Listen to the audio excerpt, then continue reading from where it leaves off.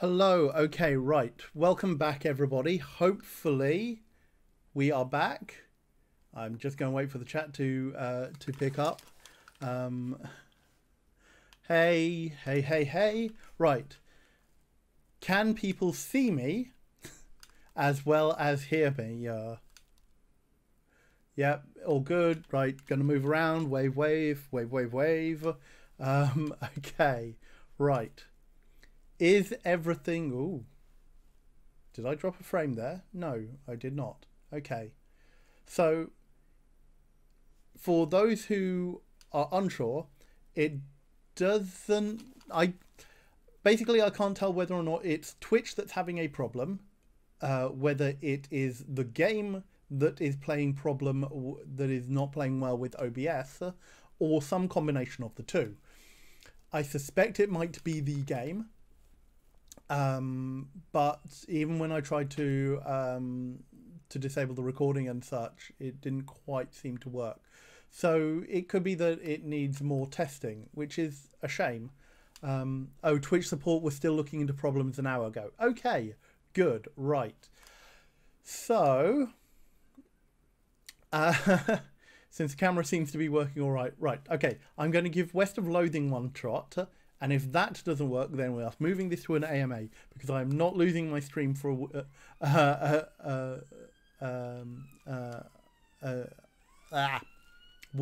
Anel.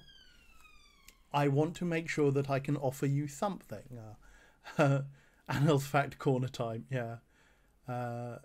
If you hit backspace in Grim Fandango, you should be able to play... Yeah, I mean, I think it's probably a case of that needs testing. Drop cup. But thank you very much, mods, for keeping things in line while we are experiencing this. So let us. Oh.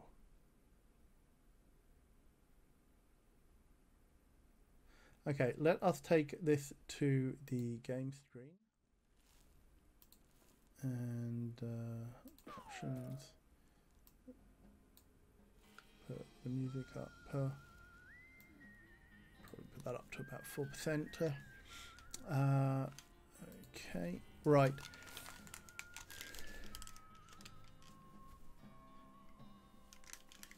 How is this looking for folks? Can people actually see the game? Looking good. Okay. Yeah. Right. Okay. Well, then it looks like we're going to carry on with our our playthrough of West of Loathing, which is what we were going to do last week anyway. So we'll have to come back to Grim Fandango at some point again, if I can get it working. Lots of trial and error here on on RQ streams. Oh yes, stream description. That's right. Thank you very much. Let me edit the stream info.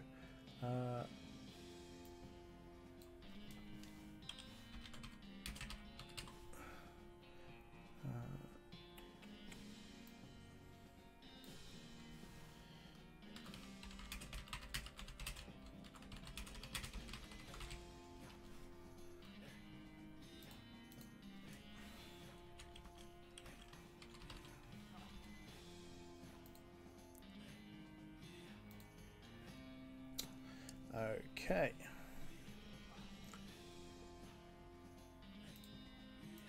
Right. Now, let's have that. Okay. Yeah, exactly. I didn't have to change much on the stream title, to be quite honest. So thank you very much for sticking with me through all of this. Quick reminder, an update for anybody who hasn't been here recently. This is West of Loathing, a stick figure comic RPG, where we are on the hunt for a dastardly necromancer who apparently has been doing all sorts of dark deeds. And we are also in a land where the cows have come home. and we will have to fight invariably some bad cows. Hooray for stream. Thank you very much, Niblick3, for those 100 bits and the pride flag. We are playing a Beanslinger, so that means we are using a magic build. And we've got a number of caveats and like rules that we have in place, which I will explain as they come up. So let's continue.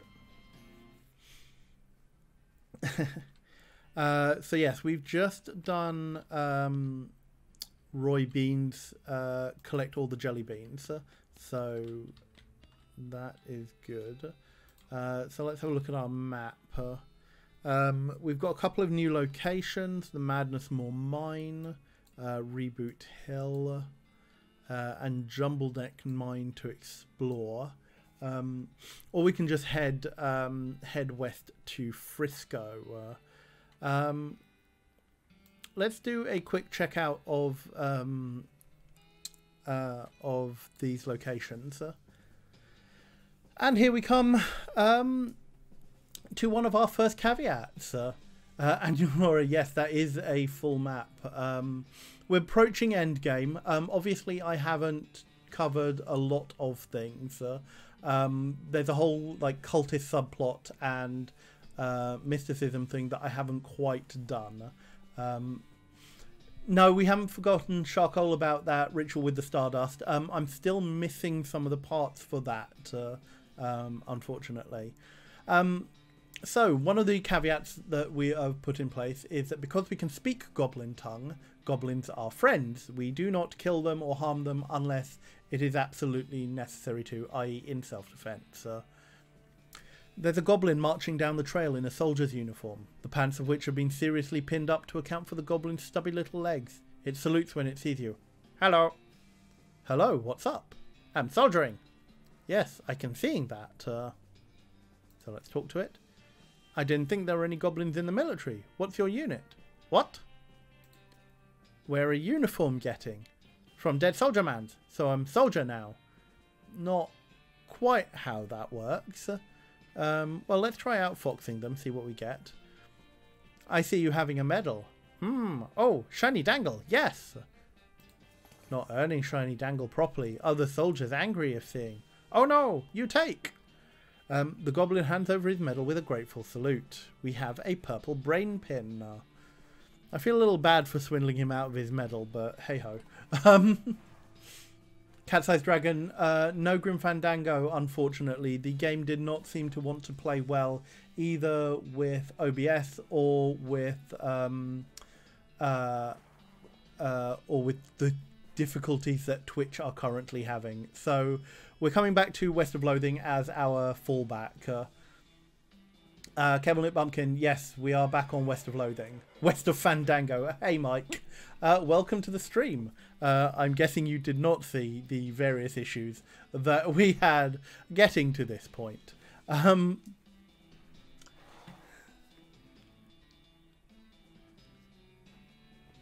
Sehog says this goblin has, I think if a witch eats the president, she should become the president vibe. Yep, that seems appropriate. The transitive properties of leadership and all that. Well, we seem to be encountering some cultists.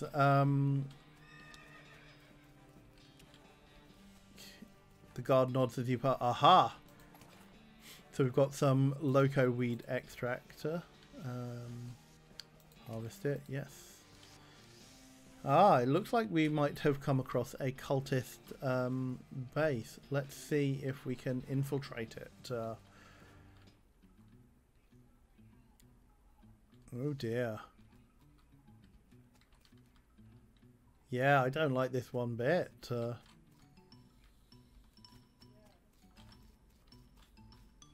Wait, no, it's in the Mountains of Madness is the is the short story.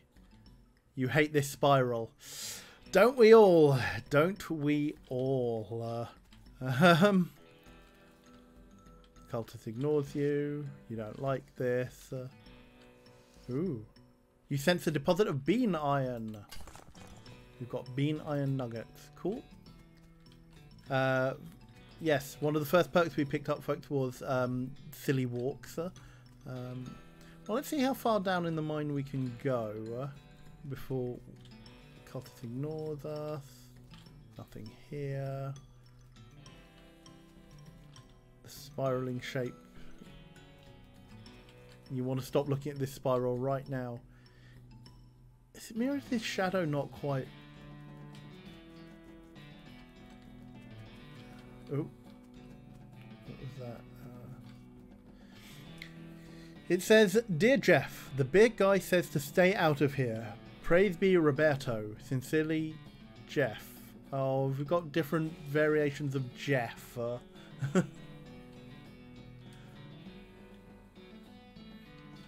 Ooh, more bean iron. Yes. Don't know what I'm going to do with it other than maybe just sell it, but hey. Uh-oh.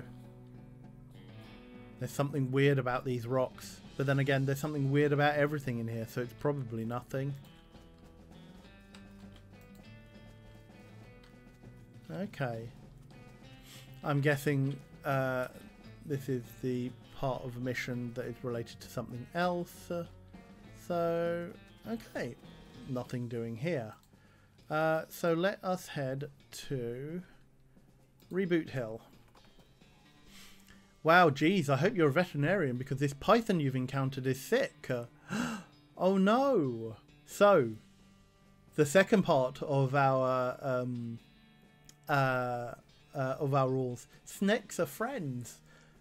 But, again, if we can't get out of it without losing, it's not giving me an option, Jory. I can't save the snake. It's only giving me fight or surrender. And I don't want to surrender. Snakes are friends. We are.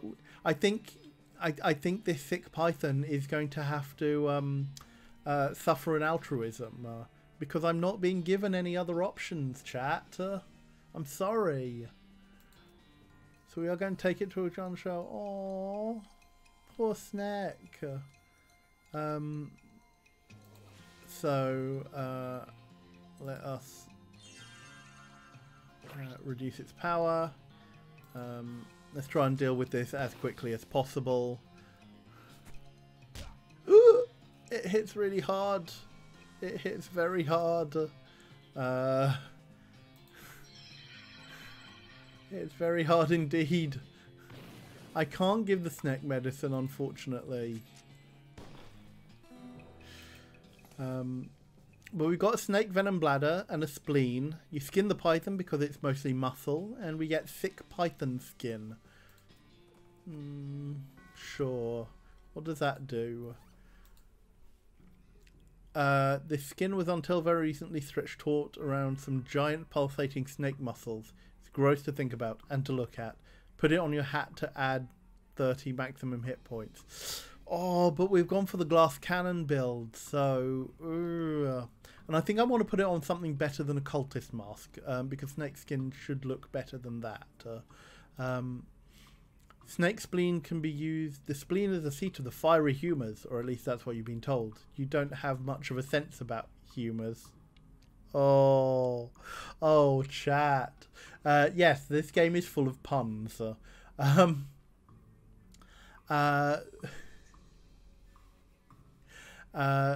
But we can use it to set an enemy on fire. Interesting. Or to poison. A lot of people don't know the difference between venomous and poisonous. I'm not going to explain it to you, but this is what makes a snake both.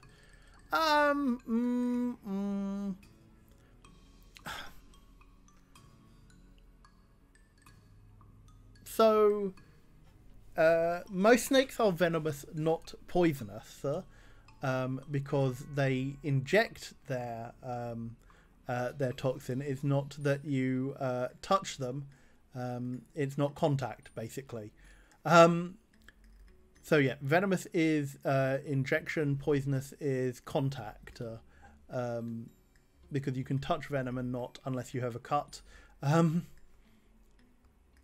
Yes, that's it. Bad Bamfa has has it better, then that's a much better thing. If it bites you and you die, it's venomous. If you bite it and you die, it's poisonous.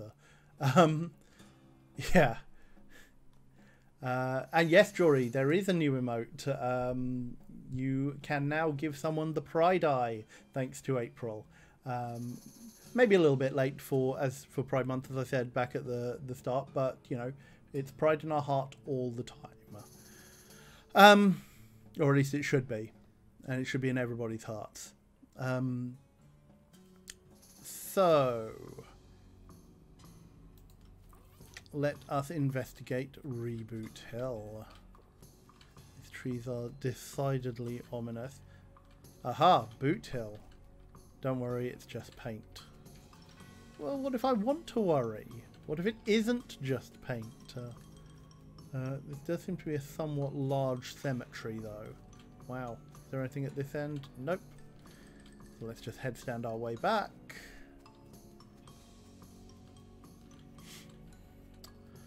Ooh. So, plot 1. Okay. You see the ghost of an elderly woman holding flowers. She seems lost and depressed, above and beyond what's expected for a ghost. Boast? Ghost. Howdy, ma'am. Is there something I can help you with? Oh, it's so awful. I can't remember. I can't remember at all. Let's start at the beginning, okay? Well, you see, I had 4 daughters. They married 4 brothers, the Smith boys, and after that, they each had 5 daughters of their own. Unfortunately, I outlived every one of the 24 of them.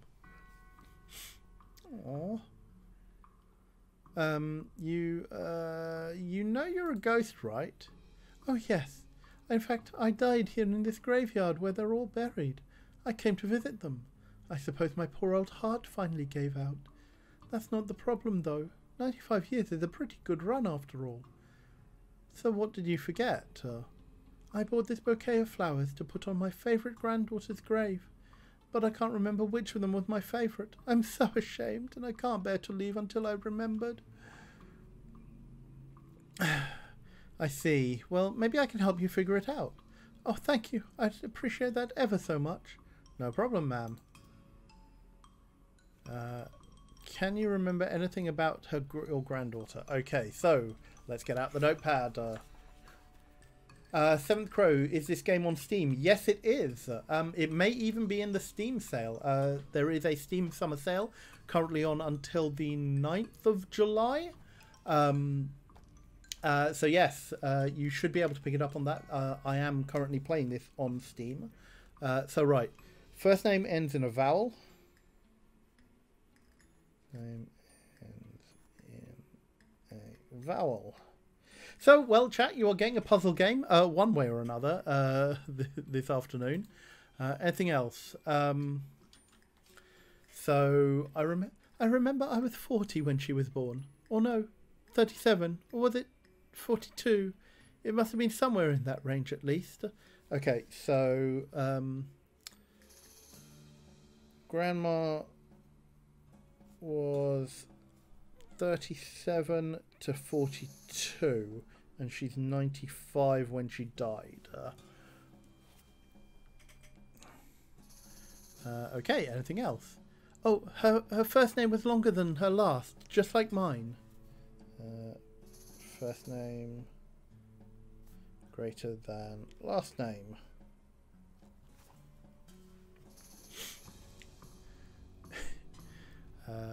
Okay, anything else? I remembered that she wasn't buried next to any of my daughters. Not next to daughters. Okay, anything else? She sniffles a little. She passed at the same age as poor Becky, who was always in such ill health. Died same age as Becky.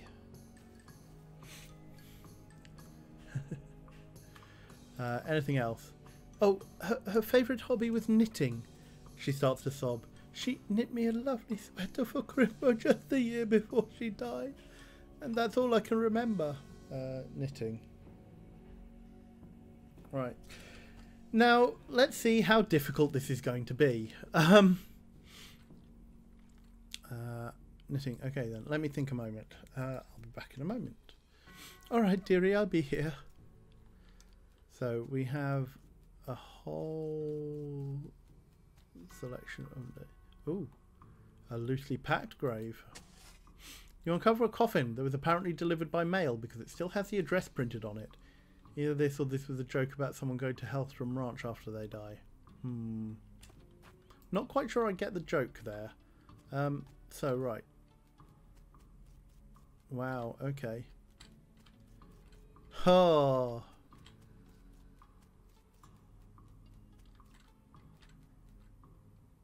Billy Spider McKinley, 1549 to 1630. Turned out to be way more than one. Peggy Immortal. Kind of ironic. Biff Bunkerston. He was a real buttface. Oh. Well, we've got a fight, it seems, so let's wade in and deal with... That's a lot of skeletons. Who all are... Ooh. The Sweet family. Yvain, Morgan, Guinevere, Brutus, and Elaine. Huh. Okay, right. Let's see what we can do. Mysticality. Let's up or 29 and 41 cold damage to everyone. Ooh. But that is an awful lot. Okay, I think I'm going to need to up my mysticality. Do it. Let's cast this. And then we'll start using fire spells to take people out.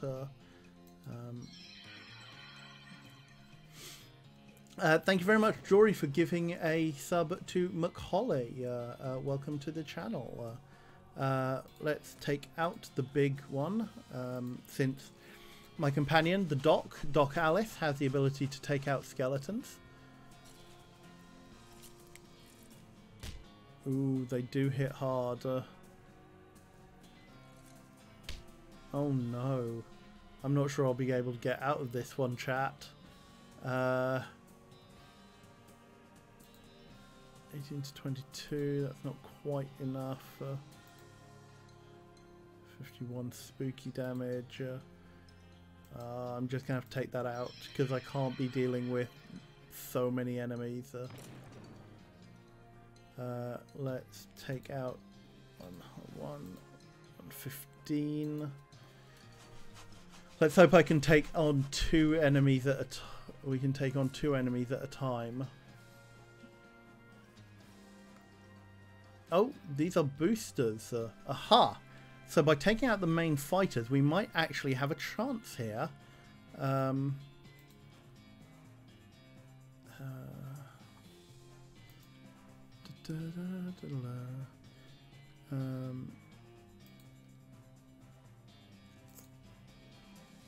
Let us...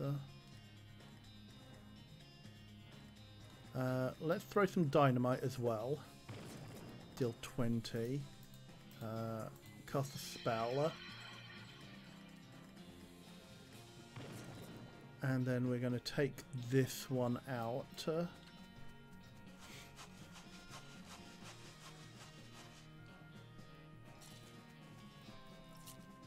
Oh, wait, hang on. Oh no.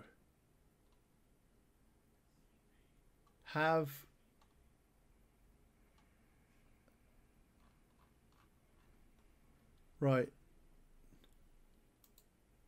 Oh no. Has everyone lost the stream basically? Yeah.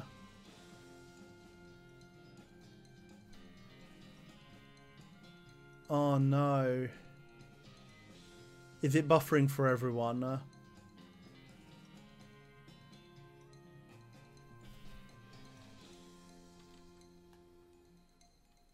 Okay, I'm going to try and keep talking and finish this fight.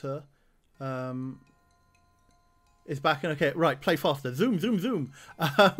Okay, let's shoot this and then take it out. Okay, Twitch definitely seems to be having issues. Right. I'm going to carry on playing, and hopefully you'll be able to catch this. Hopefully the recording is going to be good enough so that when we can look back on this. You defeated the whole gang of sweet skeletons. Wow, 215 XP. Nice. Actually, let's see if we can boost anything now. So we've got 553. I can't boost my muscle until my mysticality and my moxie are both higher. I seem to have maxed out glamour for the time being.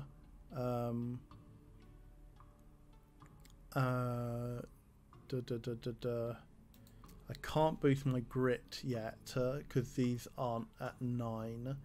So let's up, let's up moxie, let's up mysticality, and then this allows us to actually upgrade our muscle by 1. So there we go. What we want really is to start increasing, like, our damage output really should be going up. Because we're at max outfoxing, we're max foraging. Can probably do with increasing our dickering a bit. Also the lockpicking. Gosh, lots of things to spend XP on, chat. Here lie the sweet gang. May they never wake up. Take the sword? Haha! You pluck the sword from the stone. Now you're royalty. We've got a sweet sword. +6 moxie. Ooh. Is that better than the spatula we're wielding? +4 spell damage.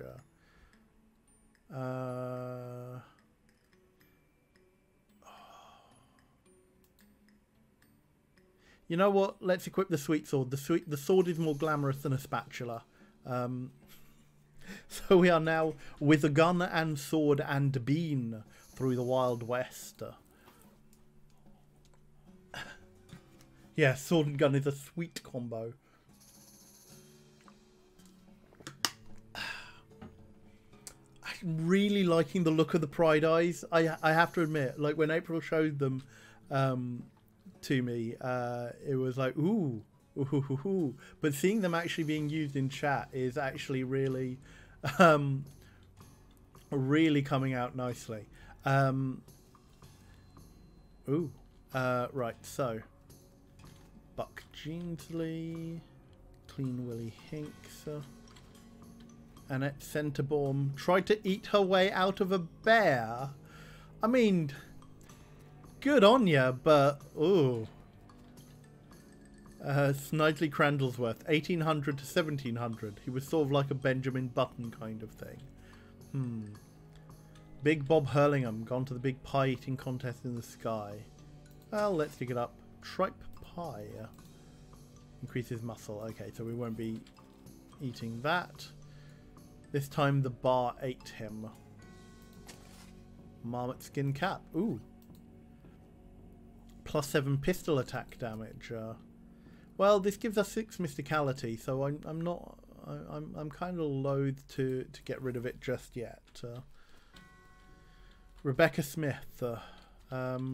Well, at least, I mean, Rebecca does have a first name greater than a last name. First name does end in a vowel.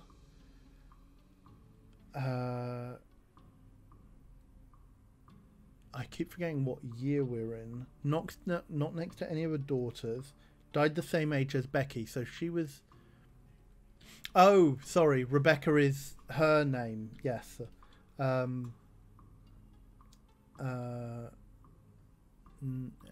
So we know that we know that the daughter therefore was born between 1837 and 1842 on that basis. So little Becky Smith was died the same age as Becky. So little Becky Smith was 16 when she died. So we're looking for somebody who was born between 1837 and 1842 and who was 16 years old when they died. So no, possibly Leslie was 19, so we discount that. Pamela was 16, born 1841. First name is longer than her last name and ends in a vowel. Okay, so Pamela is possibly it. Pearl, no. Penultimate Becky Smith. Oh no. 24. Oops. So we've got a couple of Beckys. Penelope is not in the right. Patricia is in the right vein, but would be 48. Would be 10, 58, 20. No. First Becky Smith. Oh no. But 40. Paula, 1845 to 1850. Oh no. Lenore, Leilani, Fiona was 1878, so 38, yeah. Faye, Linda Smith. Oh no. Reason why that might hit hard for anyone who knows British comedy. Margaret, no. Madeline, yes, but that's 25, 29. Faith, no. Fidelity, no. Farah, no. Meredith, no. Mezzo, Becky Smith, 50. Madeline, or Maudlin, Melissa. I think if we were to write all of these down, we'd probably go. But I'm going to take a stab and say that it's Pamela. I think I know who she is. Granny's face lights up as you nervously glance at the tombstones. Did her name start with a P? Granny's eyes raise hopefully. Was it Pa? Granny's eyes widen. Pamela? Oh no, it wasn't her. I'll never remember. I'm sorry. Okay. So not Pamela. Okay, so you can only try once a day. Okay. Well, we tried. Didn't quite get there. I probably need to do a a kind of like a full note down of everyone's dates and ages and try and do that. So it may be a puzzle that's probably a little bit too involved for me to try and do on stream. So let's head from Reboot Hill to Jumbleneck Mine. Well, here's a thing out of nightmares. Maybe not your nightmare specifically, but definitely someone's. A human skeleton scuttling towards you, crackling with blue electricity and making a loud hissing noise that sounds like a cross between a nest of angry rattlesnakes and a broken radio. Let's bust out some science. We've got all this outfoxing. Did you know that bones, particularly dry bones like yours, are piezoelectric? It refers to materials that generate an electric charge when they're compressed, like crystals and certain types of ceramics. The interesting bit is that the opposite is also true. If you run electrical current through bone, it compresses on itself. At low voltages, this is sometimes used to compress small fractures, speed up healing time. But if too much current is applied, there's the possibility of mechanical strain and the skeleton suddenly explodes. And we get a vibrating scapula. Just like that. Okay, take care of Seventh Crow. Let's see what the vibrating scapula does. Ooh, +7 spell damage. Is that better than +3 mysticality? Ooh. No, I think the brass sensor is probably better. Actually, no. What do you think? What's more glamorous? Since we are going for a glamorous build, is it a brass sensor or a vibrating scapula? Darn you, Twitch. Hello, Otis. Okay, take care, not Ben Ravenscroft. No, no, Mikhail Late. I mean, it seems like Twitch is having trouble. And it seems to be affecting our stream. I wonder if it's affecting how many others it's affecting at the same time.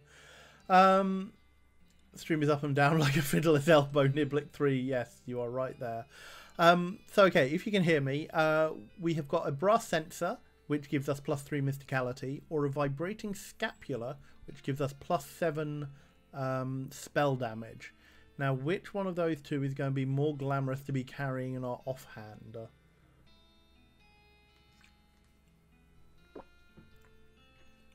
So yes. Oh, hooray! You're back. Oh boy. Okay. So we've got the brass sensor or the vibrating scapula. Which one do we want to be carrying in our offhand? I'll give you. I'll leave you with that option, chat. So we can either do extra spell damage or just be boosting our mysticality generally by 3. I'm inclined to actually put the scapula in, but I don't know. Is just a general +3 to all stats better than doing more damage? We are having trouble doing actual damage though. Scapula. Einfish, you just got the sensor joke. Yes. It took me a few moments as well on the stream that we got that to get it as well. I think the sensor is actually the more glamorous option. So yes, I think we'll stick with that actually, but we'll keep the scapula just in case. Ooh, more loco. Gin Blossom. Yeah, cool. I don't know why I'm collecting all of this alcohol. Mining leftovers. You poke through the skulls and turn up a human skull. You've got an item, silver tooth skull. Whoa, that's a little ominous. What do you think, Doc? I agree. I mean, like from a medical standpoint. Oh, well, hand it over. Nice silver tooth. What? Damage to the occipital bone around the edges of the foramen magnum, and heavy damage on the left temporal bone. Looks like a hit with a blunt but flat edge. Couple 3 inches across. Wow, what does that mean? In layman terms, someone hit this fellow with a wide end of a pickaxe and knocked his head clean off. Geez, why the skeleton though? Why is just the skull here? That I can't tell you.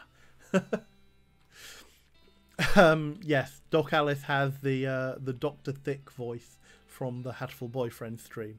I am nothing if not resourceful in recycling my voices. Nothing interesting over there. Okay, well let's have a look in the foreman's office then. Except for the dust all over everything and the fact that the guy at the desk is a ghost, this looks like a regular mine foreman's office.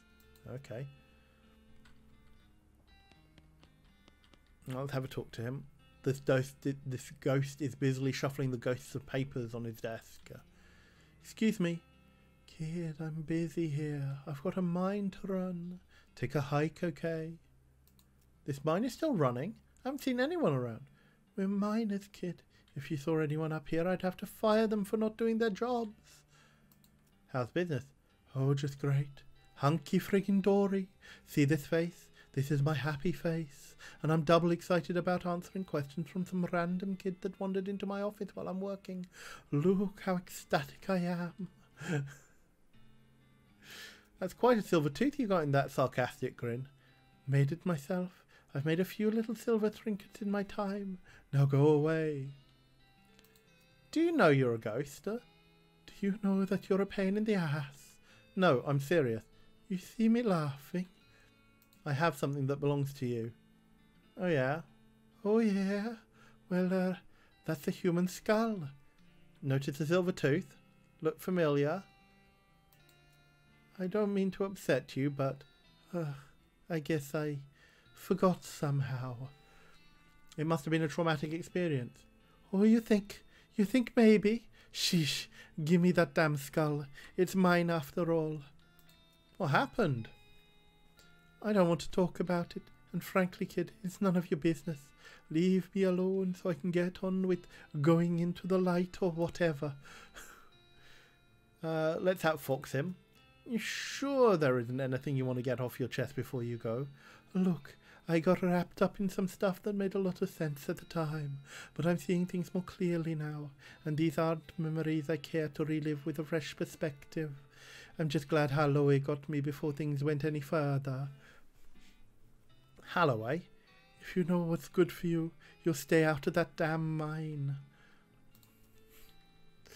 With apologies to any Welsh folk, I don't know, I just slipped into the Welsh accent there.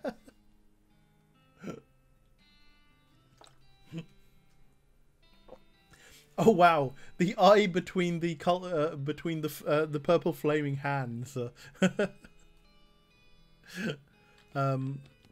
Okay, a hat rack with a standard issue miner's helmet hanging on it. Grab the helmet. Let's have a quick look. +3 armor. Old calendar. Looks like work stopped here a bunch of months ago.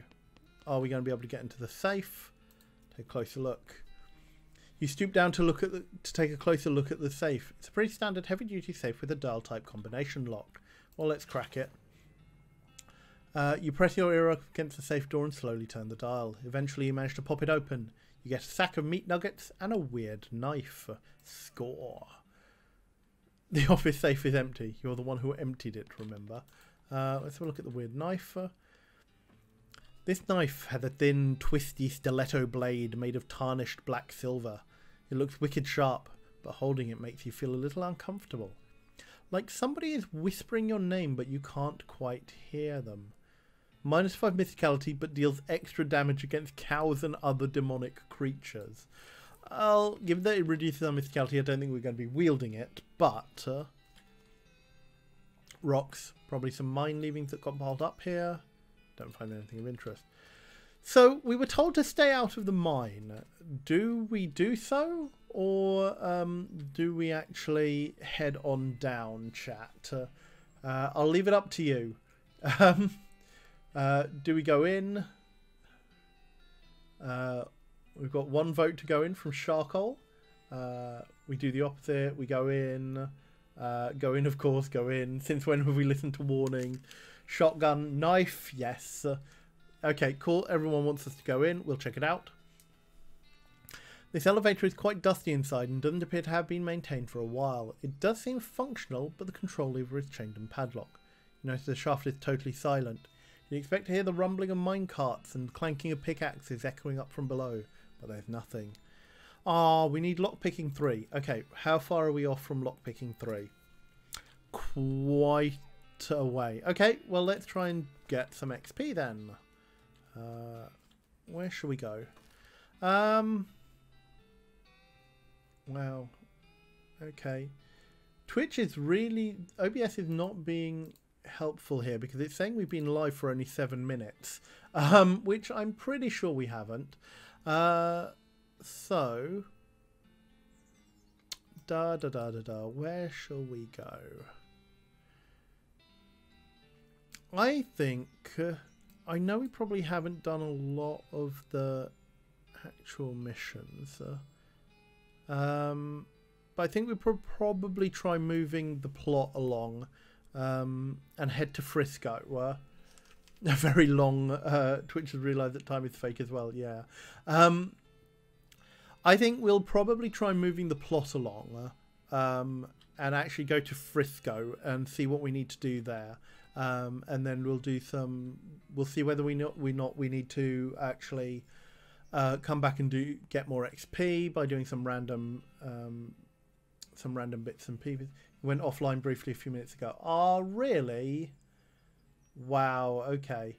Yeah. Because I'm also very wary that yes, this is supposed to be my full playthrough, but we have also been spending. I think this is stream number 7 or something like that.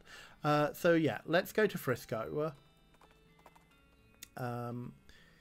You catch a glimpse of something colourful out of the corner of your eye and hop down to investigate it. Before you know, you're mesmerised by a scintillating rainbow of shiny multicoloured scales. A moment later, you realise you've fallen for the occult trick in the book, specifically the book about how Frisco vipers trap their prey, because you're surrounded by Frisco vipers.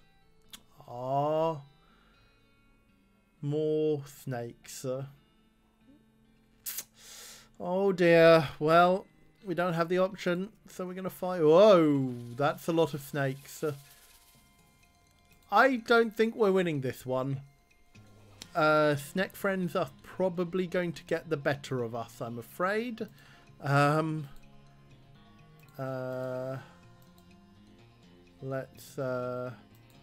get the bean golem just in case. And boom.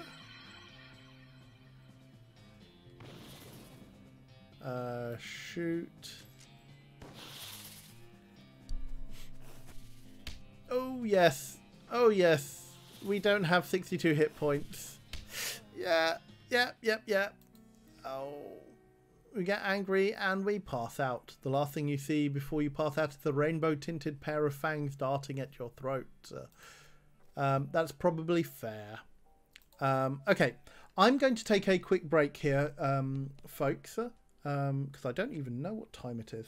Go refresh my water and such. Go grab your drinks, get up, stretch, take a wanderer. Don't forget to hydrate, take any meds you might need. And we will be back in a couple of minutes.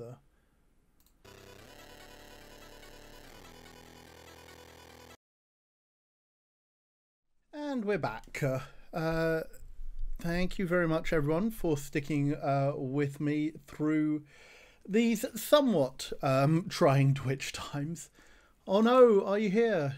You've dropped your headphones. No. Oh no, they're broken. F for headphones. Right.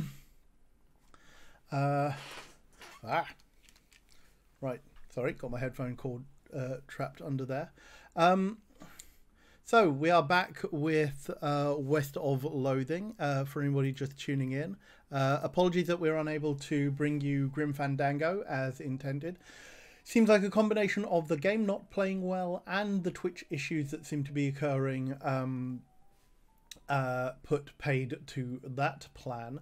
So we're back with West of Loathing. If you have missed previous installments of this game, you can catch up over on our YouTube channel at youtube.com/Rusty Quill, where we are archiving the backlogs of the RQ streams, both me, Mike, and all our wonderful guests and other crew who are joining us.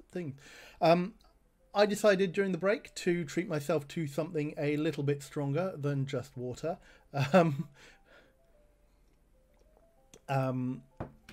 So that will be keeping me going throughout the rest of this. We're probably going to run a little bit longer today, just to make up for the various issues. Because it's already, what, 10 to 7? Yeah, I can run a bit longer. That's not going to be a problem. Assuming that Twitch keeps up with us and hopefully smooths things out. So let's get back on and head to Frisco like we wanted to.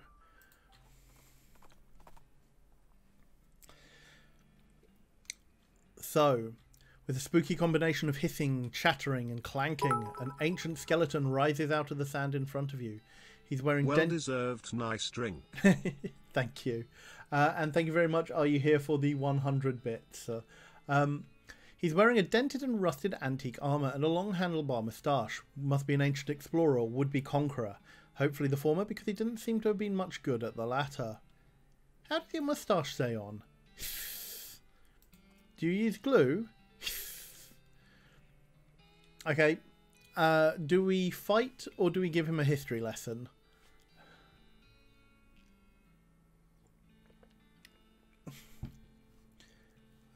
Drinks in. For anyone who is wondering, today's drink of choice is Harahorn Norwegian Pink Gin and tonic. History lesson. History lesson. Yes. Okay. Thank you, Big Eye in the Sky. Sorry to be the one who has to tell you this, but your side lost, like, hundreds of years ago. You give the skeleton a history lesson, which seems to depress him. You give him directions to the nearest port, and he trudges away, grumbling to book a ticket home. Poor guy. Aha! Frisco. Oh, and Alice has something. Howdy, Alice. Do you like custard? What? I heard there's good custard stand out this way. Kind of a tourist attraction thing. Is it in a graveyard? Nope. It's just a custard stand, as far as I know. We've discovered a new map location. The last custard stand. Yep, it's gonna be one of those.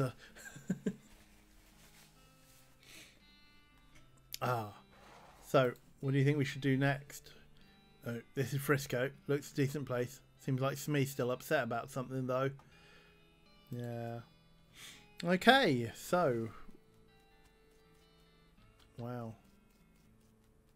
So we've got Frisco Station. Now playing Projectionist Wanted.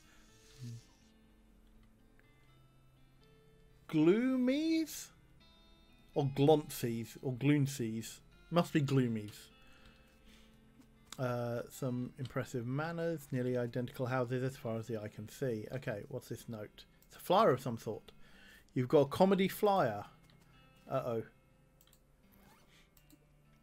This is something you found on the ground in Frisco, which means in absolute best case scenario, it's garbage. But okay. You read the garbage. It turns out to be a flyer for a comedy shack up north of Frisco. You know, you drop down the location on your map, throw the flyer away. We've discovered Wasco's Comedy Shack. Oh dear. Oh dear, oh dear. Okay, take care, Tea and Treachery.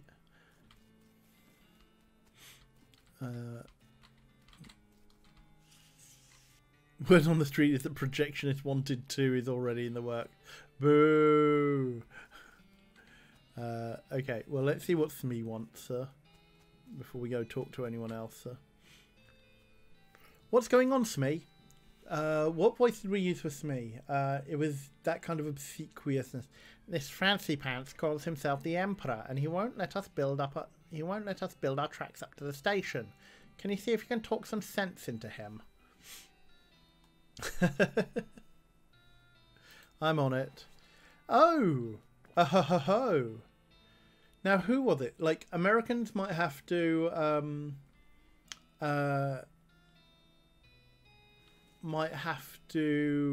give me a bit of a history lesson here. But if I remember correctly, wasn't there someone like an Emperor Maximilian of California or something like that? Or some guy who declared himself to be an emperor in the US. Emperor Norton, that's it. Was it San Francisco? Was it San Francisco that he set himself up in? Yeah. Again, bits of American history that I'm not... Well, I mean, my history lessons never covered American history, basically. Okay. Who the heck are you? I'm Emperor Norton. I'm in charge of this city, and you can't build any train tracks here without my permission. An emperor? Where's your crown, then? As it happens, I lost my dang crown. Full thing didn't fit right with anyway. But without it, I can't issue any official permits. And that means no rails for you. Unless, of course, you were to give me a new crown. A properly fitting one. Don't have any crown, sorry. Well, I guess that just tears it, don't it?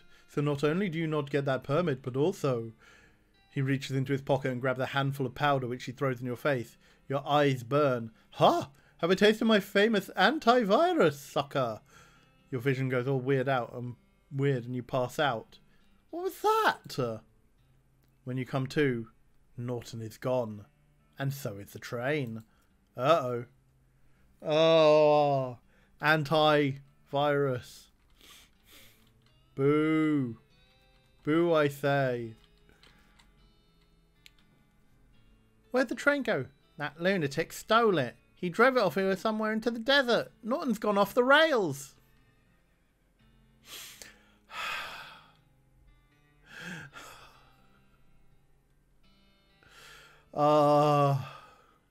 Norton's antivirus.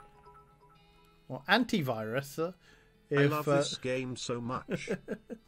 Thank you very much. Are you here for the 100 bits?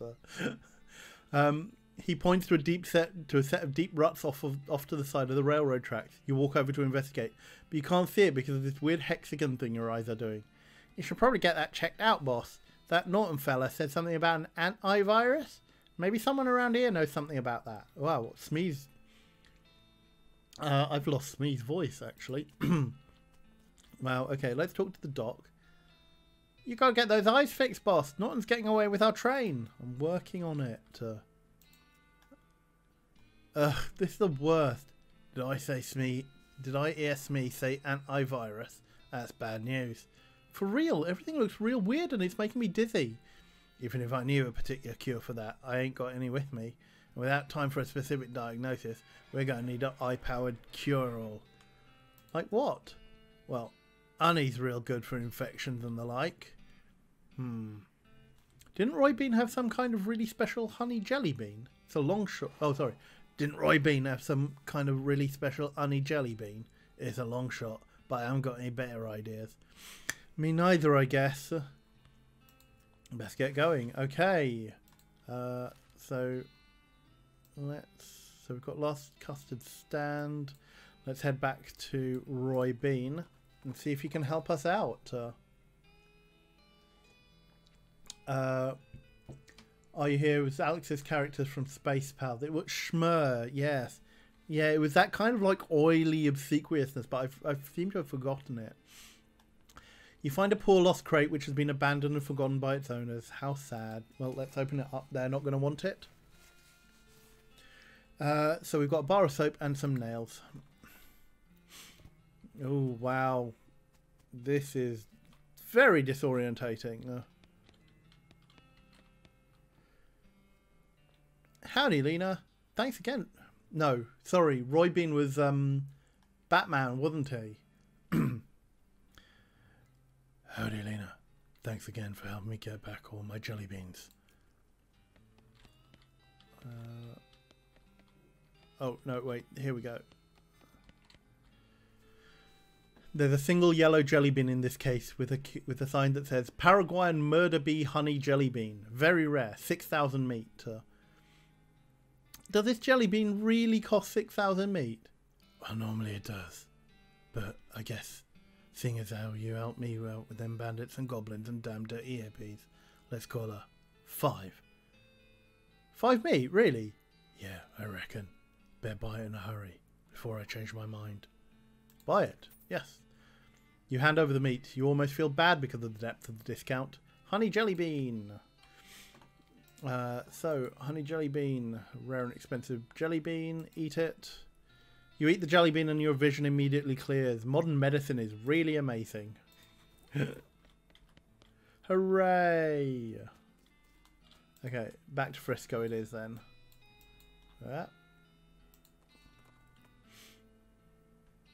The hair on the back of your neck stands up as you realise you've ridden into the midst of a herd of ghostly floating cow heads. You've heard that some ranchers, in desperate effort to avoid the homecoming, deliberately drove their entire herds into the ocean. That's what happened here. It didn't work, and these cows are very angry about it. And really, can you blame them? That's pretty messed up. Anyway, this herd of ghost cow heads. What's your move? Well, we fight. Oh dear. Ah. Ah. Our glass cannon build is it might be affecting us somewhat here.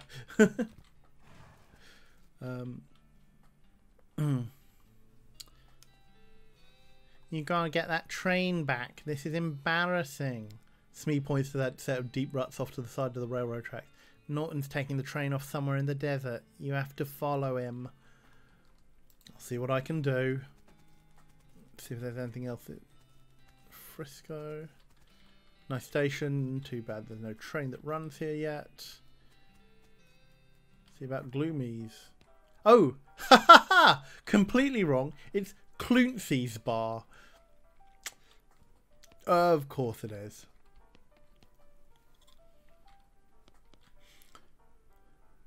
Well, I'll be a new face. I'm Cluncy. Make yourself at home. Thanks. I'm Lena Tumbleweed. New to town? I've been helping Manifest Destiny get the rail tracks laid. We're very, very close, but haven't quite finished yet. Sounds like you could use a drink. Cluncy, I sure could. Cheers.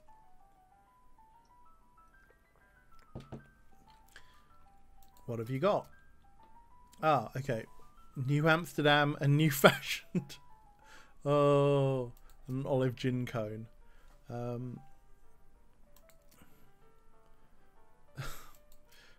Or aka a martini.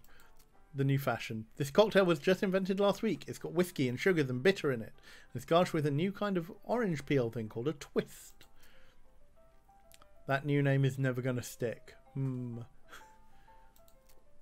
255 meat for a cocktail. But it does increase my mysticality by 9. Okay, well... what's with the huge brawl going on over there? Oh, them fellas are always blowing off steam. I just let them go ahead and get their aggressions out. So long as they keep it over there way away from what furniture I've got left. What can you tell me about Frisco? Oh, it's a fine town. A fellow named Samson Frisco founded it way back when the mines first opened this way and everyone caught the fever. Mining fever? Yep, the kind you get from breathing too much dirt. Frisco was a doctor, you see. Ah, gotcha. Bye-bye, barman.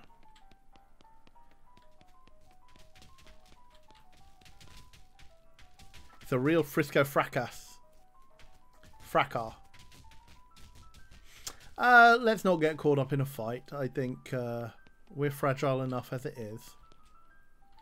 Sorry, no darts management. Okay. We can't go in here. Okay. So, let's see where we can go. I guess we're going to have to wander in the desert for a bit. So let's go to the last custard stand. You see a familiar outline of an army fort and zag Joe Spooky toward it to investigate. The sign says, Fort Unnecessary. Let's not check it out right now. Fine custard. I'm going to level with you, chat. I'm not a fan of custard. We'll blame institutionalized school dinners for that. Hi. Well, howdy there. Welcome to the last custard stand. I'm Custard Man Stan, and I make custard like only one Custard Man Stan can. Care to try some? Tell me about your custard stand, Custard Man Stan. Not much to tell. Just a plain honest custard stand. Saying plain honest custard. But it's the last one. What, like the last one before you get to Frisco, or the last one in the whole territory? Heck, the last one in the whole world as far as I know. But I can't swear to that. Are you sure it isn't the first? Yep, because the first one was also mine. It was farther up north. Whole dang operation was ate by wasps. Stand and all. Give me them sweet custards or it's time for me to blow this custard stand. Well, let's take some.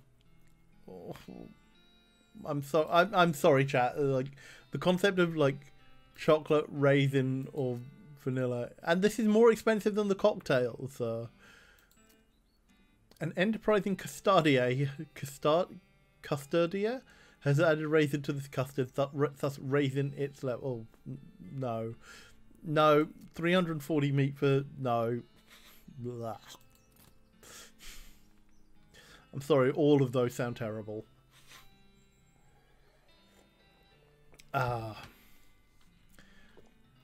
So, let's let's go to the comedy shack. You're approached by the shambling skeleton of a man with a lumber axe and a big bushy beard. So it's either the skeleton of a lumberjack or the skeleton of one of those Johnny-come-lately axe and beard fans. Whoa, they're quick. Everything is faster than us. Right. Okay. Well, we're going to be burning through the days here.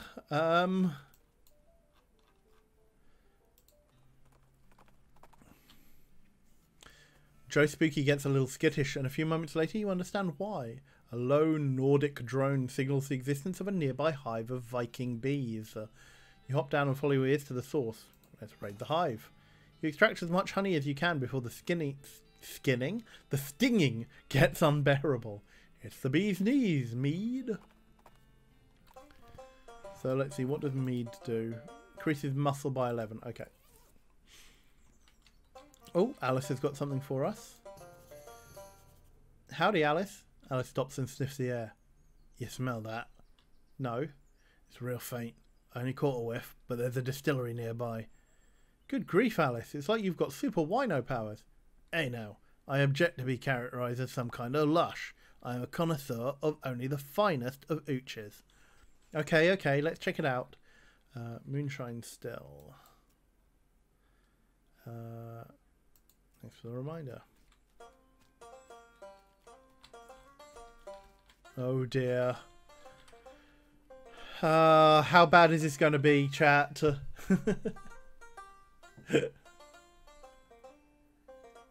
The AM dial says, I don't know if you can be actively harmed by jokes, but this game certainly seems to be trying to take me out.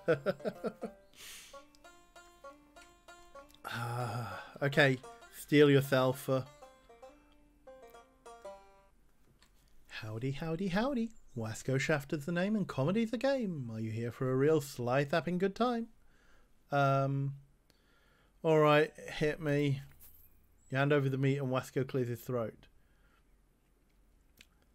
Okay, so a skeleton walks into a bar and the bartender says, wait, it's a horse, not a skeleton, sorry. Anyway, after that, the bartender asks the horse, hey, why is your face so long, buddy?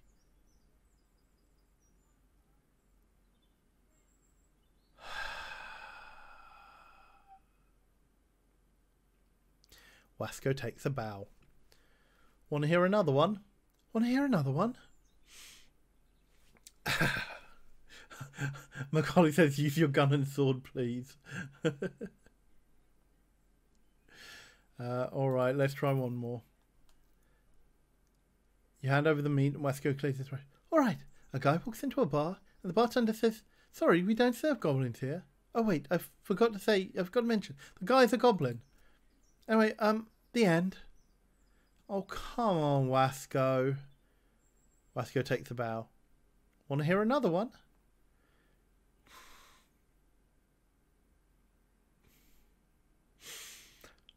Okay. One more, chat. One more. Alright, hit me. You lose 5 meat. Okay, here's a good one. Take my wife, please.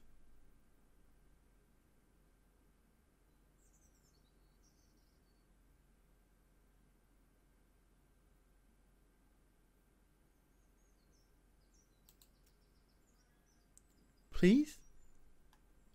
Wasco takes a bow. No, I think we're done here. I think we know everything we need to know about you, Wasco. Let's go and get something to drink. A strange noise over the next hill makes you pause. It sounded kind of like a gunshot, but less bang and more pew. You creep up to the spot cautiously and find a goblin fiddling with a large pistol with magic sigils engraved all over it. The goblin seems to be adjusting one of the sigils with a small engraving chisel. Hello, what doing? To adjusting new pistol I'm making. Making yourself? Yes, pretty good if can self-saying. This gun is looking pretty good. Is a gun for buying? Yes, also for selling. 600 meats. Okay. Do we try and take it from him by cunning, by outfoxing, or do we just buy it from them?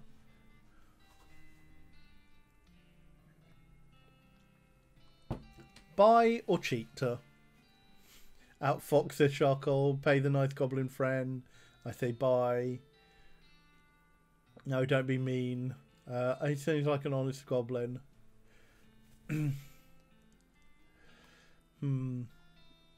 Support the local goblin economy. Yep, we'll pay. We'll buy it. It's not like I'm hurting for money for meat.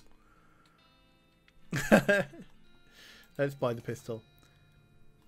The goblin engraves one more sigil on the gun before giving it to you, but you think maybe it said just their initials. You've got the sigilled pistol. Cool. Well, let's have a look at it, because it might be better than the one we've got.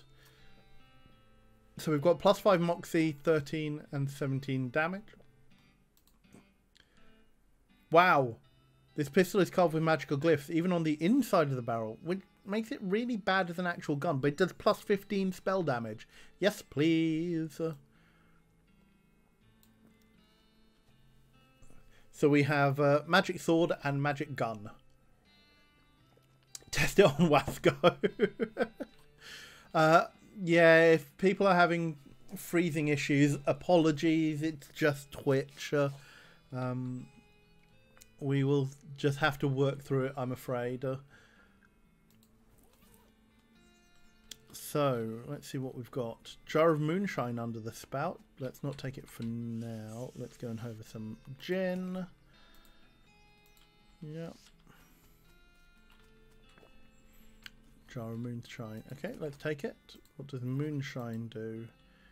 Increases all of our stats by 9. Ooh, 9. Made from real moon. Still, for turning moon into moonshine, we'd require moon bits. Okay. Is that any different from Twitch bits? Can we? Is there a moon bit? Yeah. Okay. Well, let's go to for unnecessary. Several loud gunshots ring out as you round a large cluster of boulders and dive into cover. Peeking around cautiously around the corner, you discover a goblin shooting a large pistol at a pile of nailed together driftwood. Hello? Oh, hello. What doing? Targets practicing? No, sculpting. Look. You take another look, and from the right angle, the driftwood does kind of look like an owl, albeit one that's been shot a bunch of times with pistol. Let's talk to them. Pretty good owl. Eagle. Not quite as good then. Let's help them with their sculpture. You teach the goblin a small wind spell to help him guide his bullets a little more accurately, and he gratefully gives you a handmade ring in exchange. So we've got a sandalwood ring. Ooh. Let's see what the ring does. +9 pistol attack damage. Nah, we'll keep it with our mysticality.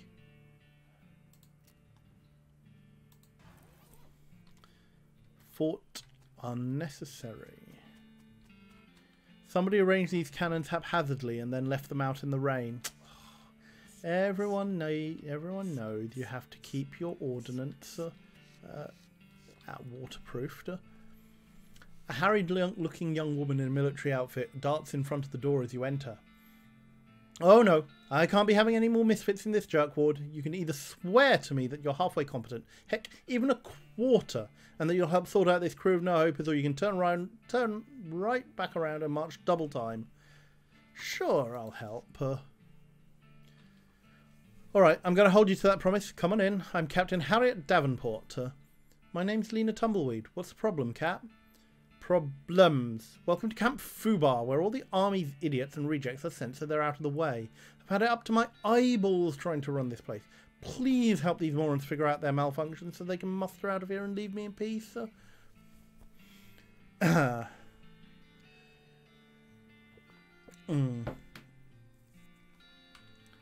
you give me some details? You'll need to talk to them individually for more information, but the brief is we've got a scout who's blind as a bat, a cook who can't figure out how to make corned beef hash on toast, a guy who can't load and fire a cannon without it blowing up or maybe shooting backwards, a guy who somehow, and I can't for the life of me figure it out, is too bow-legged to ride a horse, and a kid who was sent here because he can't figure out how to tie a bow tie. Oh, and just to put the icing on the cake, we have infinite goblins living in our storage shed. Wow. I begin to see the scope of your complaint. Pal, you're not just whistling Dixie. So what do you do to get sent here? You can hear her teeth grinding as she growls at you. Do not ask. Okay, well, I'll take a look around then.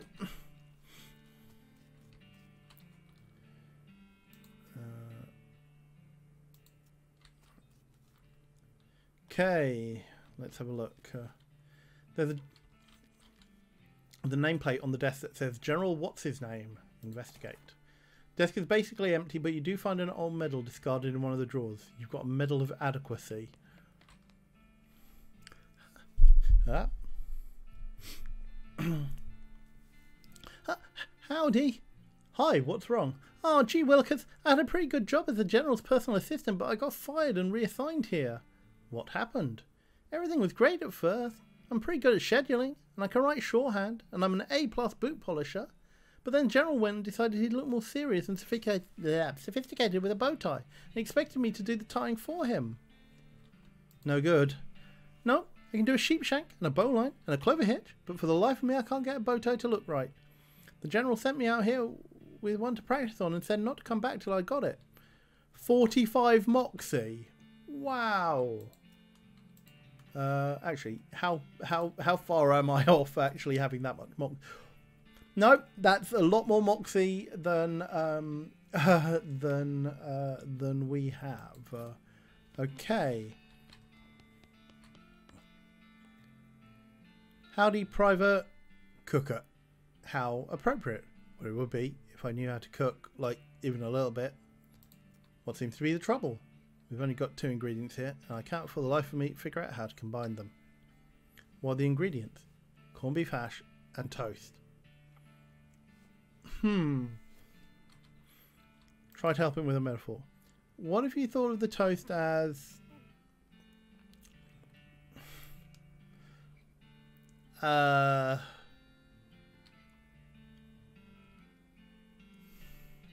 well, let's try shingle. A shingle. He nods, seeming to understand where you're going with it. And think of the corned beef as a... Ha.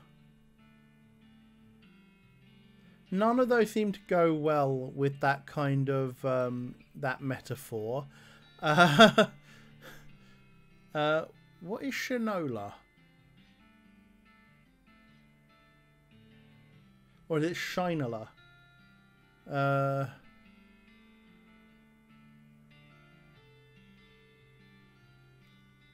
Your head?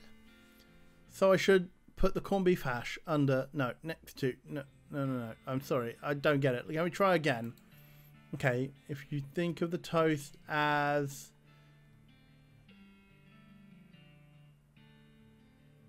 a road map? No, we need something to put on top of something else.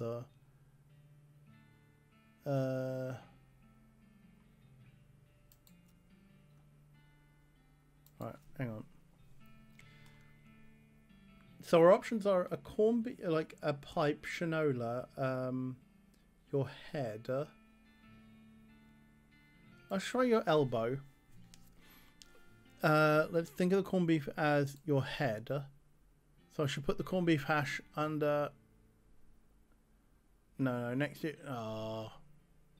Right, hang on. We should be able to work this out. Okay. Oh, I wonder... Oh, is shinola boot polish or something? Right, yes. Oh, as I just look in chat and see shinola is shoe polish, yes. Okay, take care, Michael Yates Labine. Of course, I put the corned beef on the toast, just like shinola on a shoe. I get it now, thank you. 1 day's work. Right, well, 1 down. You shouldn't take their food. They'd probably never be able to get any more. Oh, wow. That's bleak.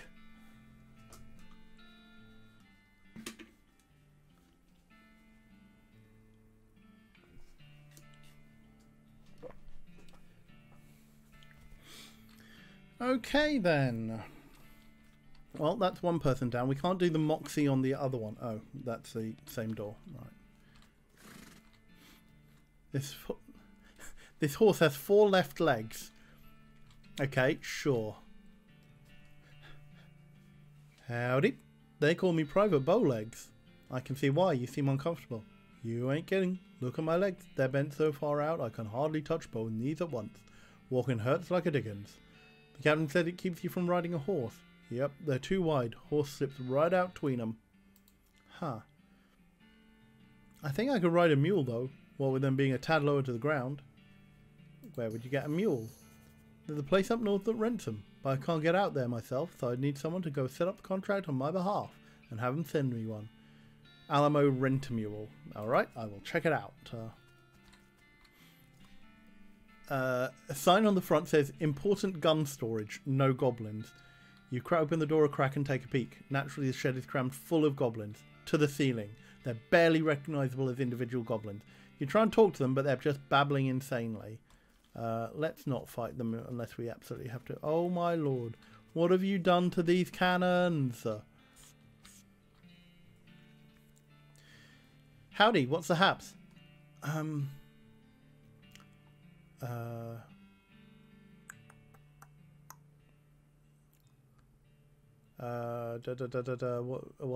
accent?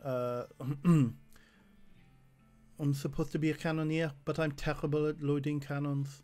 They always explode, except not the way they're supposed to explode, or they don't explode at all. Huh? The only time I got to have a fire all right, the cannonball knocked my sergeant's hat off and he was standing behind me. I still can't figure out how that happened. So they assigned me to this loser squad and said I cannot report back for proper duty until I figure out how to load a cannon right. Well, we've got a book. Give him the book. Cannon Loadings for Idiots. Oh, well, let's see. He flipped through the pages which have big numbered diagrams. Oh, you take the stick back out before you put the cannonball in. Well, oh God, he's gone Welsh again. Well, that certainly sounds easier. Let him figure it out. He successfully follows along in the direction in the book and successfully fires a cannonball over the wall of the fort. I did it. Well, great. Thanks a lot. I'm going to get my new assignment right away. Aha. So, 2 down. So we need to go and get him a horse. And we need more Moxie. Howdy, Tumbleweed. Still got a lot of misfits here that need dealt with. Who's left? Private Bowtie can't still hire a horse. Private Bowlegs can't still ride a horse. Bowtie, horse, and glasses. Okay. Where is... Aha. This guy squints real hard at you as you approach.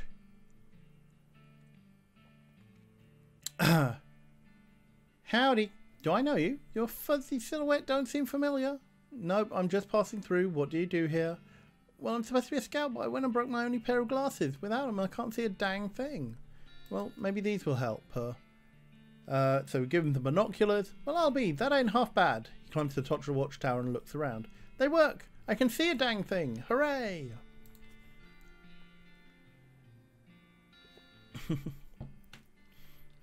Alright, 3 down. So, what do we need? We need a lot of Moxie to be able to do that. Okay. Well, let's go and try the getting that guy a mule at the Alamo. You see a sign off to the side of the trail reading Deepest Delve Mine, 3 miles ahead and 4 miles down. Okay. So.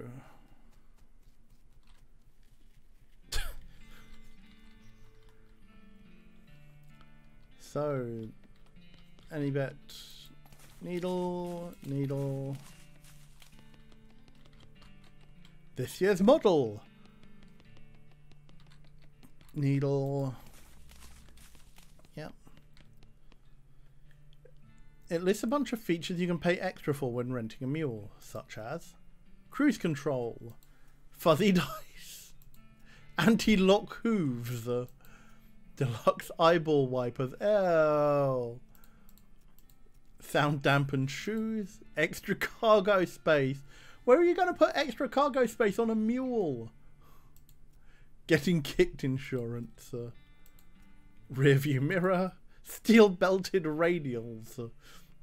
If you're fixing radials to a mule, I think you might have a bit of an issue there. Two-way sneeze through wind vent. Ew. Okay. Looks like this is where you go to rent a mule, just judging from the sign, you know. Howdy. Welcome to Alamo Rent a Mule. How can I help you? I'd like to rent a mule. Don't you have a horse? What do you need a mule for, if I may ask? Oh, it's not for me. I'm picking one up for someone else. Ah, all right then. That'll be 1,500 meat. Whoa, Nelly, why is it so expensive? It's a lifetime contract. The rental business isn't what it used to be, so we've made some changes to our business model. I suppose technically we should change the name to Alamo Buy a Mule, but then we'd have to change all our branding, and you can't really rebrand a mule. They're too wary after the first time. Fine. Great, here's your contract / certificate of title. Thanks, I guess. Can you have the mule delivered to Fort Unnecessary to the south? No problem. Thank you for choosing Alamo Rent a Mule, and please remember us for all your future mule needs.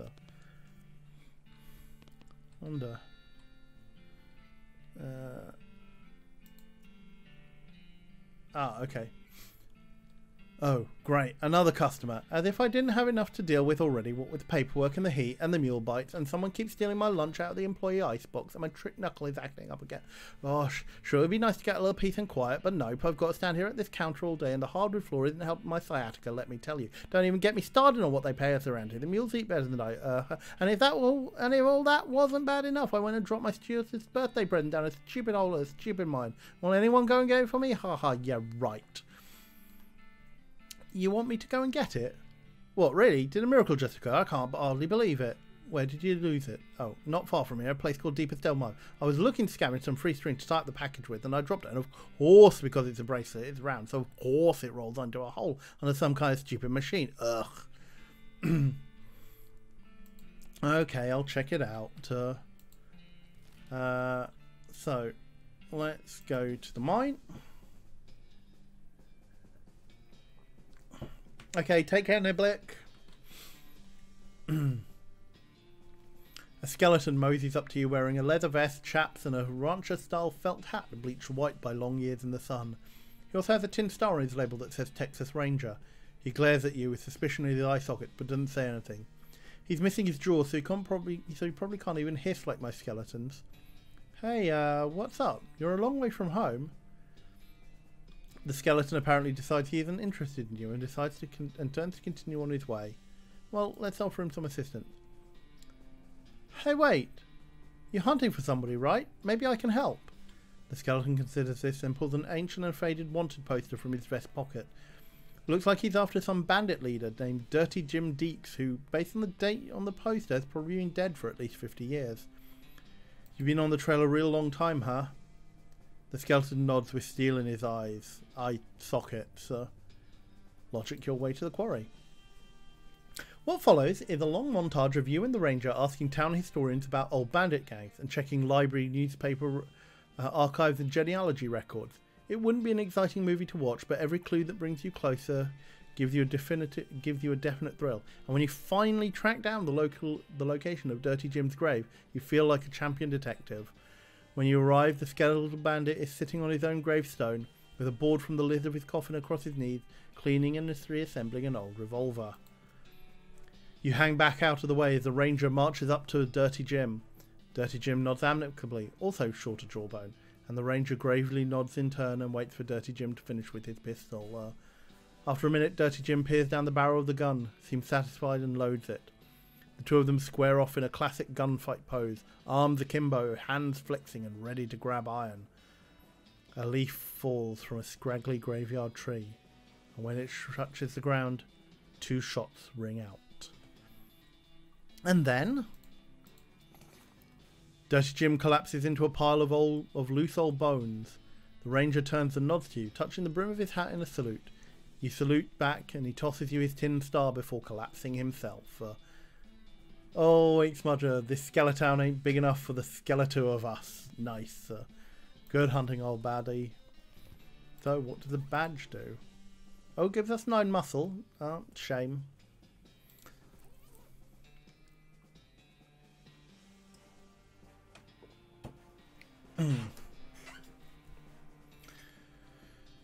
So,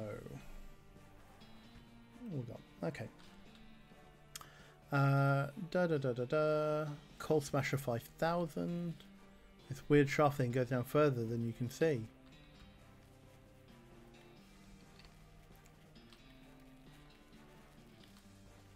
Ah. Ooh.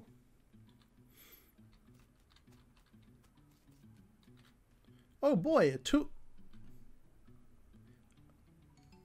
a toolbox? Huh, all I had was a gas cap. Okay, we've got a gas cap.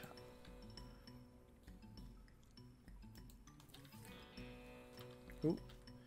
Mine. Which is now mine. Oh, an impassable cave-in. Okay, don't even try and pass it because you can't. Wait, hang on. Is there anything this way? No.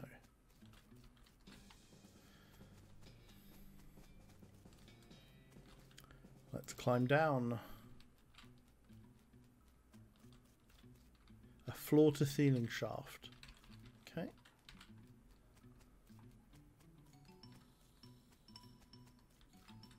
Passable cave-in. Okay, so the other side.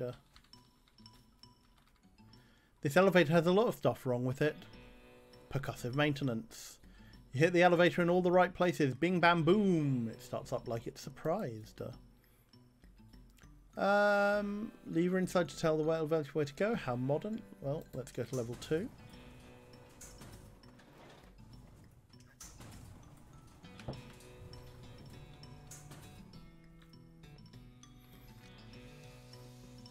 As we skate through. Nasty trash and hundreds of empty sarsaparilla bottles. Nothing of interest. Okay, is there something behind here? No. I'd be really afraid of breaking the lamp like this. Leftovers. Nice cupboard, but it's bare. Ah! These cultists are really going to town with the whispering and tracing of spirals in the air, and generally being really creepy cult weirdos. One of them notices you approaching and nods politely before going back to her muttering and whatever. She's the only one that notices you, and none of them seem inclined to get out of your way. Okay, well... Oh, okay, I'm going to have to fight them. Right, these are oh gosh. Huh.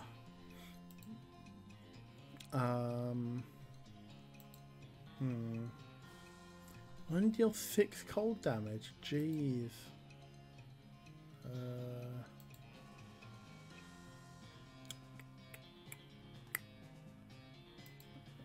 I don't think this is gonna work.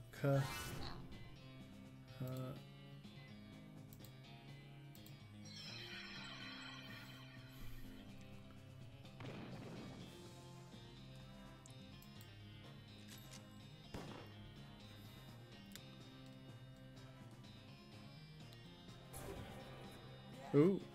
Oh dear.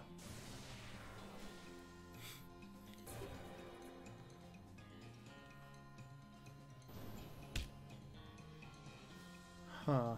Okay. Well. Oh, can I not do 51 damage in some way?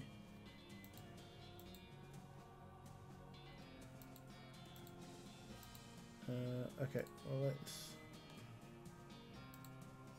throw it. Then cast spell so we can at least get rid of one of them.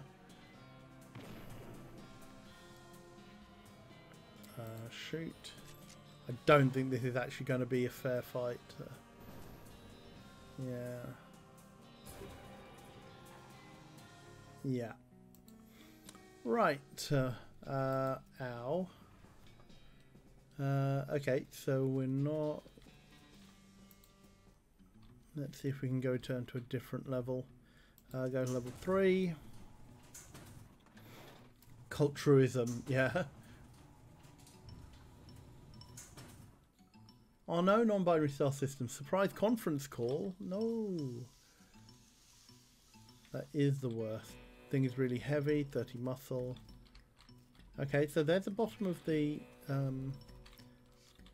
it's a child's bracelet. Yes. Okay, cool. Let's flush it for XP. Very dirty. Yeah. Wow. It's a bunch of cultists. Okay. No, okay. Well, we've got what we actually came for, so unless we are able to actually fight off the things, let's go back to Alamo. A goblin runs up to you laughing. They're carrying a boulder over their head which is taller than they are. Whoa, wait, what are you planning on doing with that? Haha, you catching? No, stop, not throwing. Aw, you no fun. I can't catching a rock like that. How are you even lifting that? Finding magical ring of strength in mine. Now so very strong. Warn them against using the ring. That can't be good for your health. You're going to snap every tendon in your body. What? Ring too strong. We'll be breaking you joints. You just try and trick me into giving it to you. No way. Alright, fine. We'll leave them alone. You leave the goblin to his fun. He shifts the boulder into one hand so he can wave goodbye at you. Aww.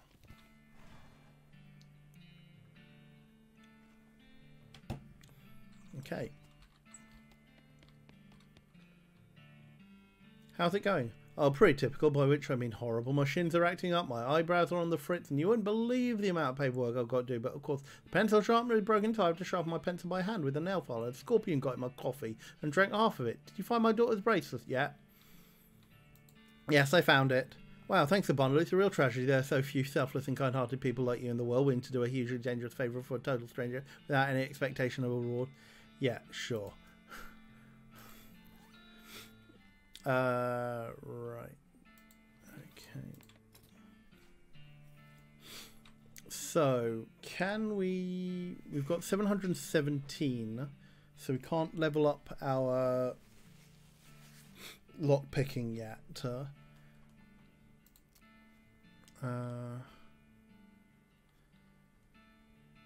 Oh, that gives us more action points. Okay. Okay, so we've got 28 Moxie. We need 45, which means we need 17 more Moxie. Can we get 17 more Moxie from the stuff that we've got? No. Inventory, where are you?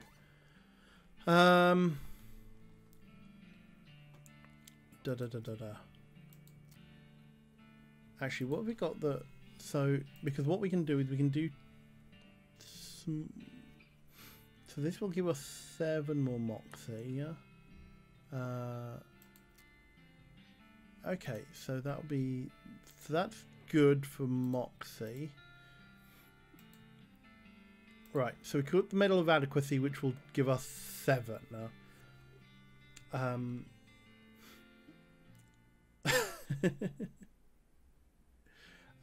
Now we need is 10 from stuff we can eat or drink, maybe, yeah. The army issue sidearm is 5. So we need another 5. Do we have anything which gives us Moxie? Oh no, we've already got 6. Do we have better Moxie boost from... No. Offhand thing that gives us Moxie. 1. No. Okay, well let's put the army issue sidearm in. And let's put the medal of adequacy on. And then let's see what we can eat. So what does this give us? So we're at 40, so we need 5 more Moxie.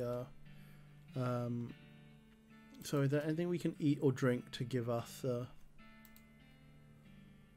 we've got the jar of moonshine, but I'd rather not do ones.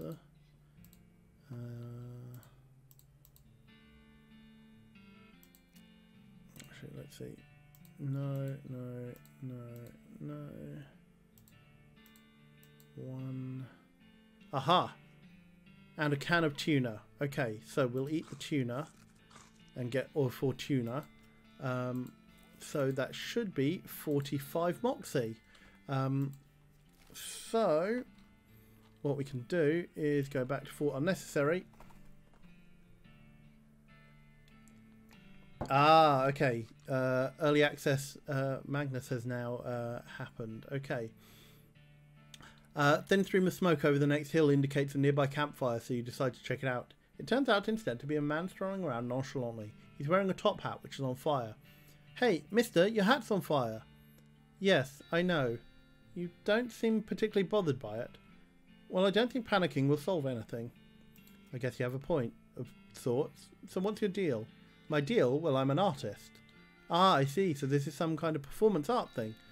Oh, you mean the hat? No, that's just a coincidence. I'm a painter. Well, let's take the hat off. Mister, you need to take that hat off. You'll roast your brain. Perhaps, but think how handy it will be for reading at night. Explain how fire is bad for his head. Look, I'll put it this way. You're an artist, right? You depend on your eyes for your ability to create. Well, once your hat burns down far enough, your eyeballs are going to boil in their sockets. Ah, well, that would put a hamper on my painting. Of course, well, before that happens, your brain will roast. Starting with the parietal lobes on top, which will govern visual perception and object manipulation. Oh my, very well, you've made your point. Here. Sure. A burning top hat. 8 mysticality. Yes. Now, would you say a burning top hat is more or less glamorous than a cultist mask, chat?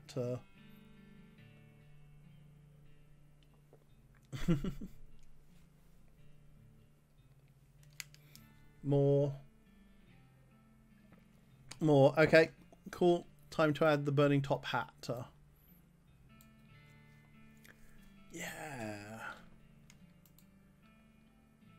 Okay. So let's go and howdy. Hi, what's wrong?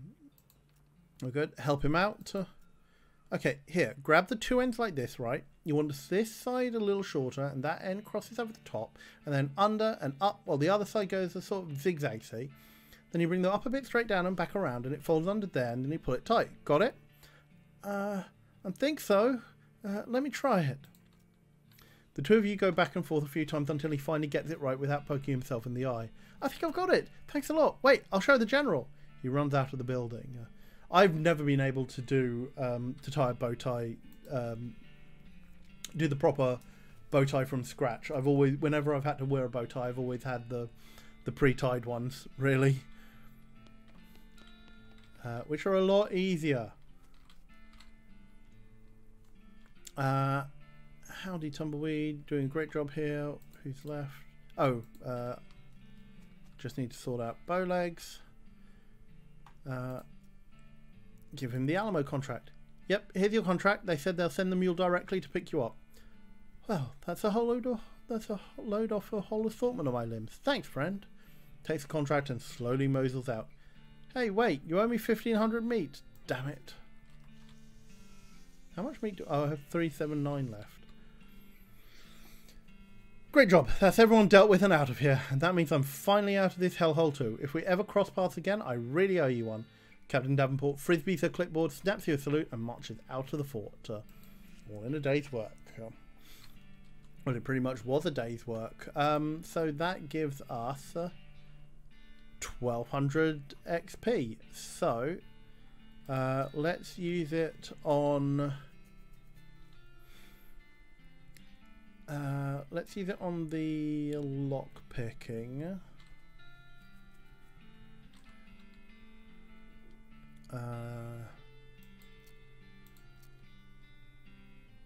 Yes, let's use it on the lock picking expertise. Let's up our mysticality as well. So, where was it that we needed to go in order to...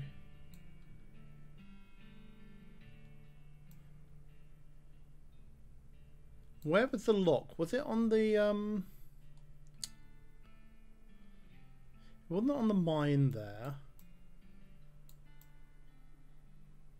Oh, was it on the Jumble Neck mine, perhaps?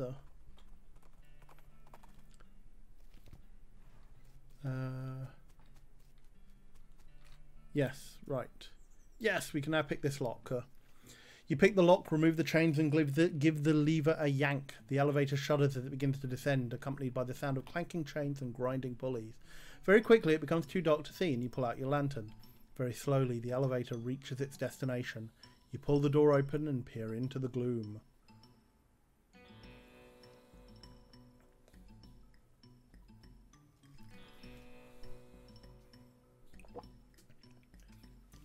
I would say that a lot of people look really good in a bow tie. I've got one that I haven't worn yet because I haven't had a decent occasion to wear it to, and that was actually given to me by Autumn, who you may know from the one of our Discord mods. She got me this. It's a red one with a gold D20 and gold dragons on it, and I just really need to find somewhere that I can actually wear it to, because it looks really snazzy. So, inside the Jumble Neck mine. Let's not give it a shove just yet. Someone left their pickaxe here. I guess it's what we call environmental storytelling. Or pickaxe. Minecart controls the levers.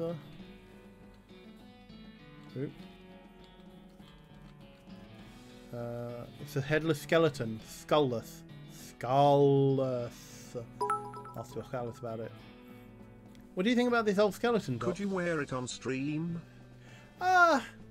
I possibly could, are you here? But it means wearing a shirt, and right now wearing a button down properly is far too warm.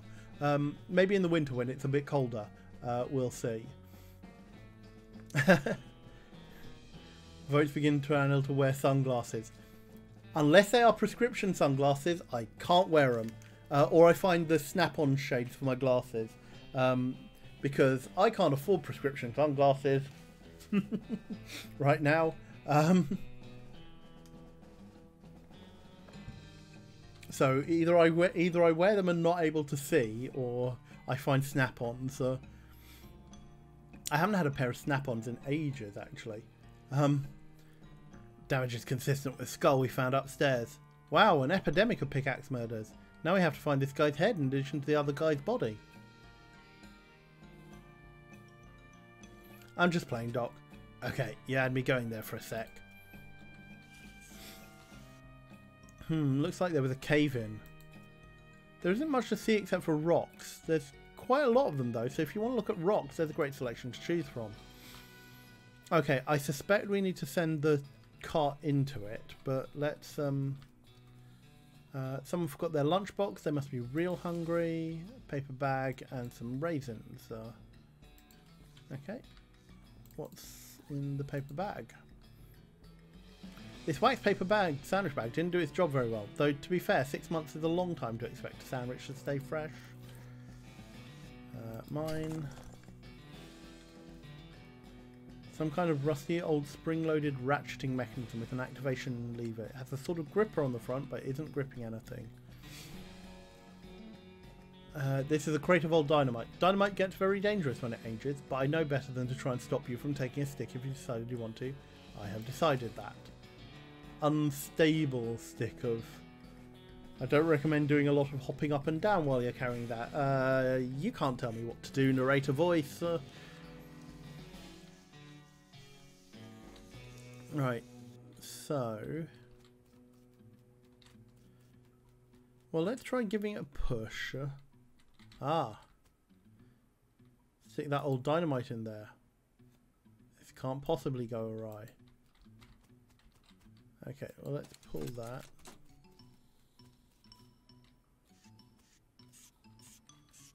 Give the cart a shove.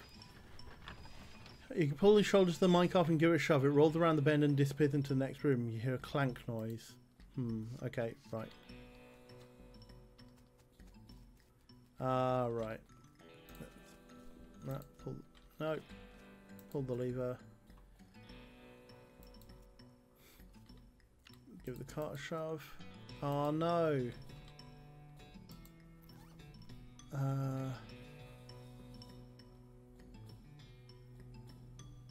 What do I need?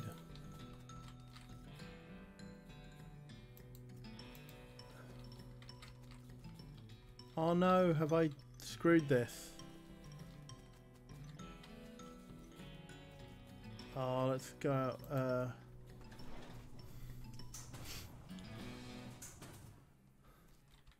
Let's see if this resets.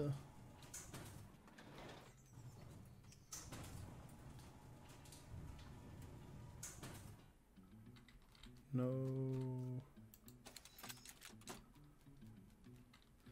Oh no, did I do this wrong?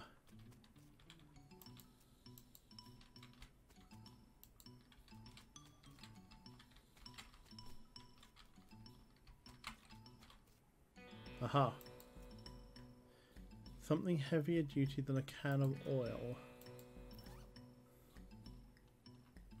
Okay, I'm probably going to have to look that one up. Oh, darn it. I've... no. Shoot, let's see. What do I need to do? Okay, well I think we're coming up to 8 o'clock, so I think this is probably a decent time to actually call it here. So let's save and exit. Nah. No.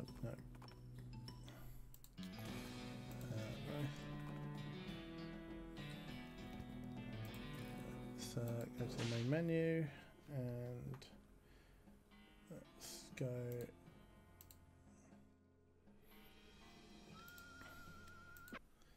Okay, well, thank you very much, everyone, for being here with me this afternoon through all the trials and tribulations that we have had. Thank you for sticking with me; it's been much appreciated. Hope you've enjoyed that. Sorry that we couldn't get Grim Fandango to work, but we'll try again. We'll try again in a bit. So that puts 2 games now on the list of things that I have to come back to: Grim Fandango and My Time at Porsche. So while we wrap up the admin, thank you very much for watching these streams, and pretty much everything we do couldn't be done without your very generous support. Great stream. Oh, thank you very much, Are You Here? And thank you very much for the 100 bits. So you can support us either directly by donating on the link down below, !donate for that link, by subscribing here on Twitch, in which case you get a whole bunch of nice emotes done by our wonderful producer April, or you can support us on Patreon at patreon.com/Rusty Quill. If you are new here, please do give us a follow if you aren't following the channel. It really does help us out with that, and so that you can be alerted anytime that we go live. If you are new and don't know who we are, my name is Anil. I'm the community manager of Rusty Quill, and you can see we are an entertainment production company, and you can see all the things that we do over at www.rustyquill.com. Yes, and there's also a link to the merch for the various shows that we put out, and the merch link to our Redbubble store is in the chat there. So what is coming up next on RQ Streams? So this Saturday, Mike will be here at 3 p.m. Oh my lord! Oh wow! Thank you very much. Are You Here for the $5 donation? Thank you very much. Are You Here for the 100 bits? And thank you very much, Molietsu, for the 1,000 bits. That's absolutely amazing. Thank you so much to everyone for that generosity. It really does warm my heart to see. And thank you for everyone who has been given emotes and such by all this generosity. So, coming up on RQ Streams this Saturday at 3 p.m. BST, Mike will be here to take us through the Elder Scrolls 5, I want to see, but more affectionately known as Skyrim. So, we're looking to do some open world fantasy with a very memeable game. Oh, thank you very much, Are You Here? That's a very lovely message to see. So yes, the game which has spawned 1,000 memes, notably Took an Arrow to the Knee, etc. So we will go dragon investigating with Mike on Saturday with Skyrim. And on Sunday at 2 p.m. BST, Martin, our Chief Technical Officer, will be here to show off a Photoshop design challenge, is how he puts it. He will be taking suggestions from the chat as to creative designs to do, photo manipulations and so forth, and probably turning them into various crimes. Those of you who are members of our Discord will no doubt have seen recent efforts by him on that front. But yes, so tune in on Sunday at 2 p.m. for that. Coming up next week, let me just have a look and see what I've got coming up next week, because I think I've got something interesting. 8 crimes. Thank you very much, Are You Here, for that 100 bits. Meanwhile, while I'm looking this up, tomorrow at 8 p.m, you can catch Bryn over on his channel doing Life is Strange, I want to say. I think that he is still working his way through that. On Friday, you have got Johnny, probably still playing Control over on his channel, twitch.tv/Johnny Waistcoat. There's probably a MacGuffin stream on Sunday evening as well. Big A do Photoshop crimes. Oh, thank you very much, Non-Binary Star System. We can definitely get behind that.